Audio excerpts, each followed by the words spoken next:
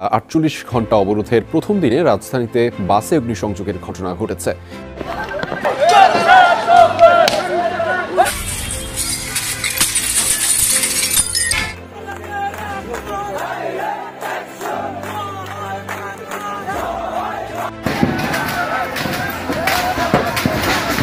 আমরা মাঠে নেমেছি, এবার আমাদের বিজয় শুনেছি।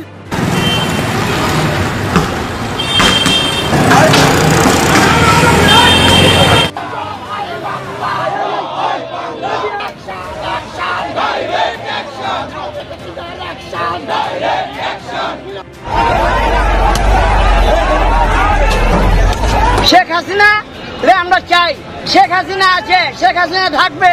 ও ভাই রে ভাই, অবশেষে আওয়ামী লীগ ও ছাত্রলীগের কঠিন অ্যাকশন শুরু।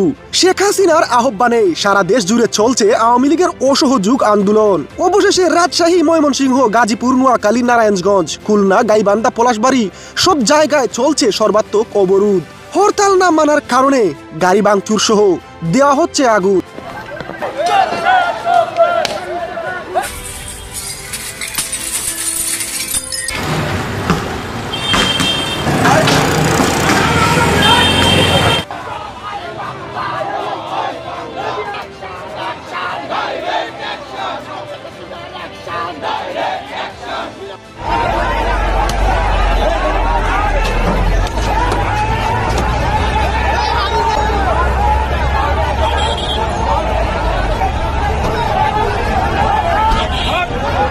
ভাই রে ভাই, একেই বলে আওয়ামী লীগ ও ছাত্রলীগের কলিজা।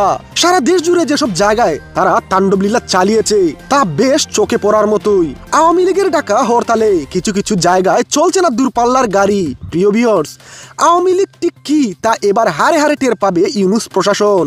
রাজপথ এবার আওয়ামী লীগ ও ছাত্রলীগের দখলে। এবার হয় এসপার নয় ওসপার।